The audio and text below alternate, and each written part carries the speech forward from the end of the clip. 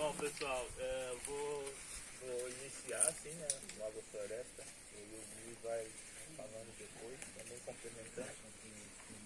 Vou começar com o histórico do Agrofloresta. Tá, todo mundo está conseguindo me ouvir? Eu falo muito baixo assim. Não, tá ótimo. Também.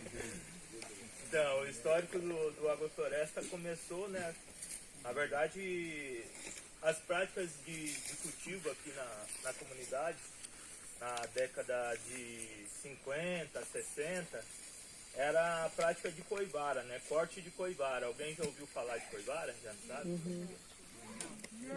Capoeira. Então, isso também. A coivara é uma prática de queima, né?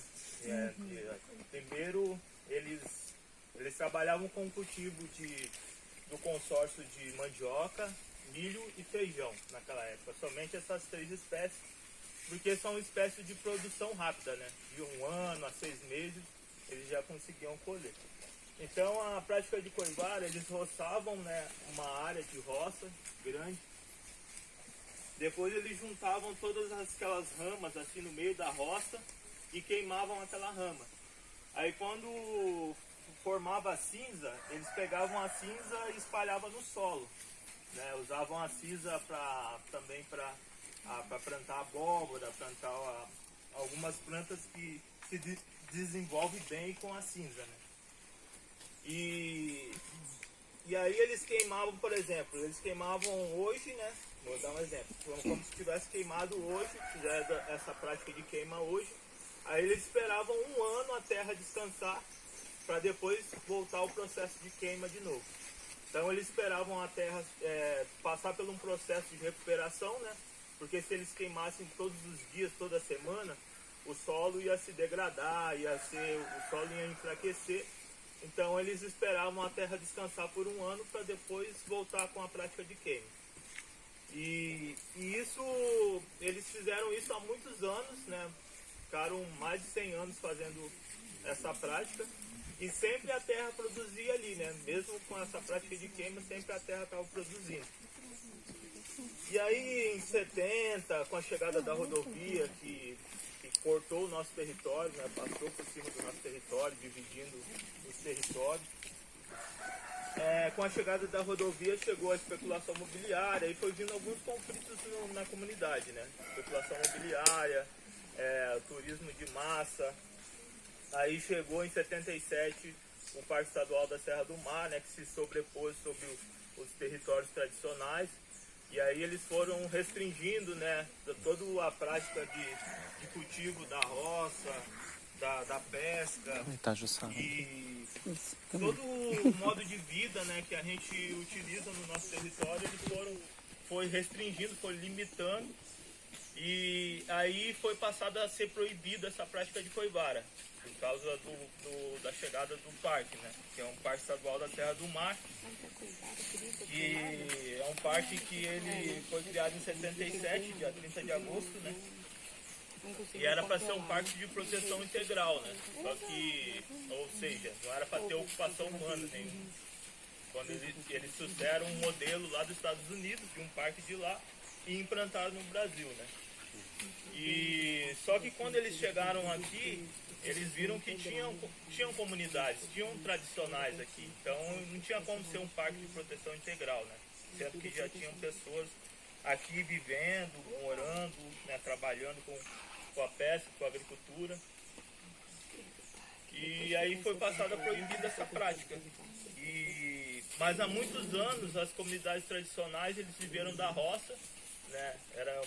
Era tudo para subsistência, né? Eles plantavam abacaxi, milho, feijão, né? Várias espécies de semente crioula, algumas frutíferas no quintal, cacau, né? A banana, né? As mexerica, pocã, várias outras frutas. E antigamente, antes da rodovia, havia uma troca, né? Então, outras comunidades que passavam por aqui, que vinham de Paraty, eles caminhavam pela trilha do Purisco, que são 8 horas de caminhada, que era a única trilha que dava acesso a Paraty. E aí eles trocavam com a comunidade aqui, trocavam o peixe, o caiçara trocava o peixe com a farinha, com a mandioca, com a banana. E então naquela época era tudo trocado, né? Não era vendido. Então eles trocavam os produtos e viveram muitos anos trocando.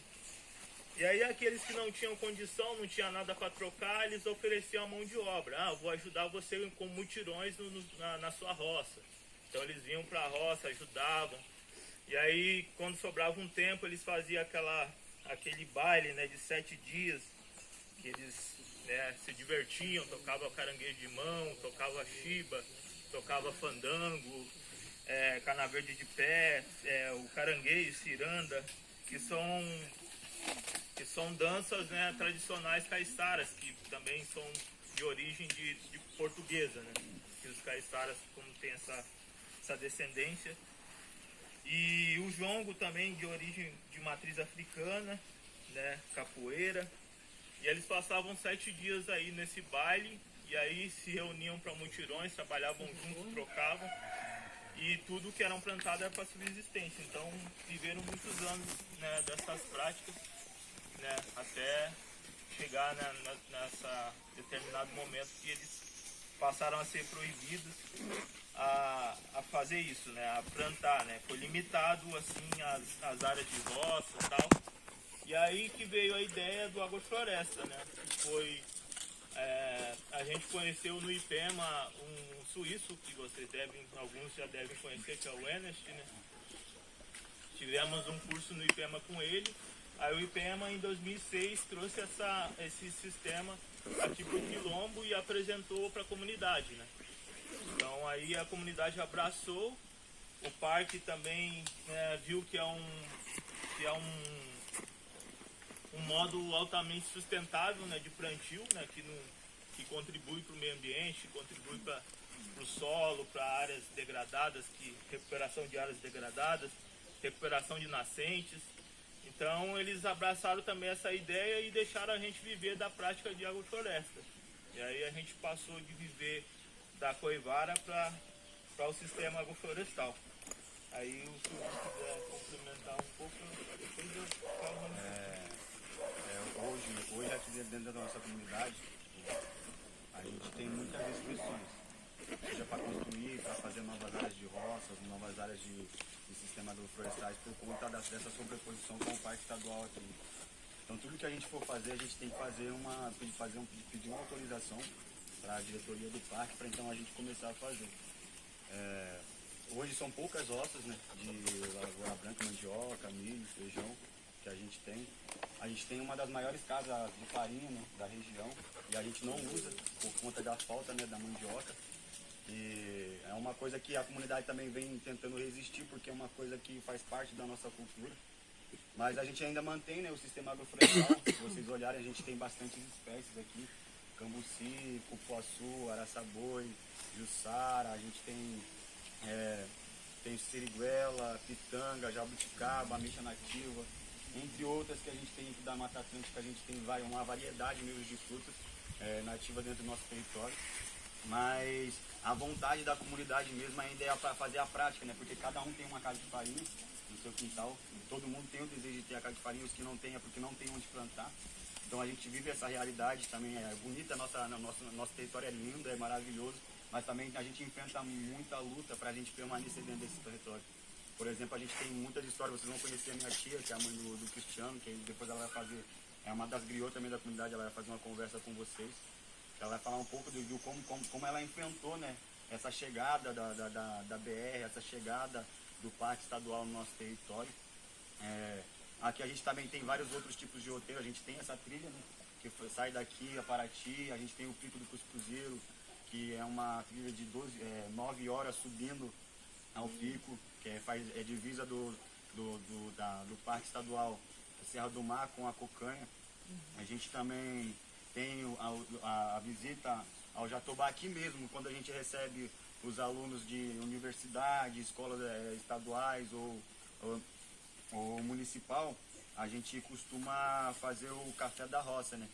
Que a gente hoje está com o tempo um pouco corrido, a gente ia também apresentar esse roteiro para vocês, que é a gente pegar tudo que a gente tem aqui, seja taioba para fazer o bolinho de taioba, umbigo da banana para fazer a salada quilombola, o suco da jussara, o suco de cambuci, o bolo da jussara, a gente coloca tudo isso na mesa e a gente fala da importância para os alunos, né, do que é ter esse sistema agroflorestal dentro do nosso território, que para nós, antigamente, a gente chamava do quintal de casa, né? Se você fosse no quintal antigamente de um caiçara, de um quilombola, de um indígena, você ia achar um pé de limão, um pé de laranja, um pé de cacau, um pé de café, um pé de goiaba, tanto para ser medicinal, ou tanto mesmo para subsistência, porque esse é o território tradicional, né? Sempre teve, eu costumo dizer que deram um nome bonitinho porque a gente já tinha, né? E aperfeiçoaram mais um pouco. Hoje a gente entende, né? Foi uma dificuldade a gente trazer esse sistema a implantar dentro do nosso território, porque querendo ou não, nossos mais velhos são muito acanhados e muito recebiados com as coisas, né? Eles tinham aquele, como o meu primo disse, eles gostavam de plantar o milho, a mandioca e feijão porque dava um resultado muito mais rápido. A gente tem mandioquinha aqui que é com 6 meses a gente está colhendo e já está servindo no restaurante, ou está levando para casa para subsistência. E quando eles veio falar para nós do sistema agroflorestal, que a gente tinha fruta que a gente tinha com 6 anos, outra com 3 anos, que a gente ia poder começar a colher, o pessoal ficou meio com o pé atrás. Aí, tipo, mesmo assim o pessoal do IPEMA, o Fábio, a galera começou a insistir, não, vamos fazer, vai dar certo. Junto com o projeto de Jussara, que a gente já fazia, né? A gente começou também pelo projeto de Jussara, que a gente estava tendo uma perda muito no Palmito Jussara.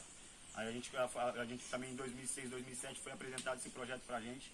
A gente começou a dar mais valor também à semente, ao coco, né? O produto de colher, o Jussara, que a gente tem um grupo de colhedores de Jussara, de poupador também.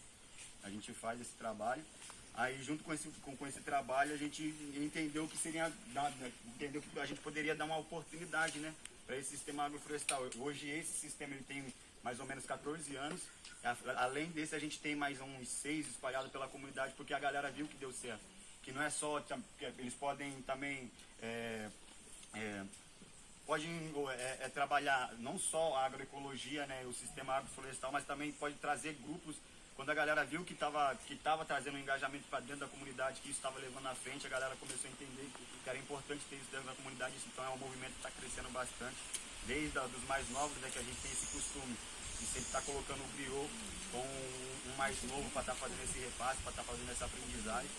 Então esse é um pouquinho da história desse sistema agroflorestal, que é um dos mais antigos que a gente tem, né, que está produzindo aí, que a gente serve o Quilombo do Campinho, serve outras comunidades como Pissinguaba, Almada, tanto Capupunha, quando eles querem também vir pegar a folha de taioba para fazer uma salada ou fazer uma feijoada acompanhado com a folha da taioba, não com a couve, eles vêm aqui na comunidade buscar. Então hoje a gente entende, né, também fazendo parte dessa economia solidária, que a gente tem essa ligação entre as outras comunidades, né.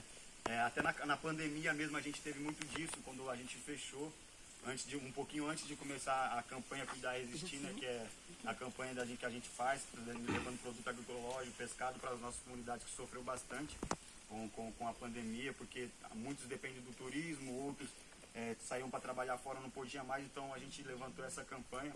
E um pouco antes da campanha, a galera voltou a plantar, a galera voltou a dar valor mais à ancestralidade de estar com a mão na terra, no arado, fazendo trabalho de roça, e começou a voltar as trocas também. Por exemplo, a gente trocava peixe com o pessoal aqui da Almada, o pessoal lá do Quilombo do Campinho trocava a mandioca, o limão com o pessoal ali de Trindade. Então sempre isso começou a voltar de novo para nossa. Os mutirões também começaram a voltar, uma coisa que estava se perdendo, a gente começou a resgatar também de novo, e hoje o nosso povo está levando isso novamente à frente. Então é uma coisa importante, porque praticamente estava sendo esquecido, né? Estava praticamente se perdendo, e deu essa levantada, deu essa engajada de novo.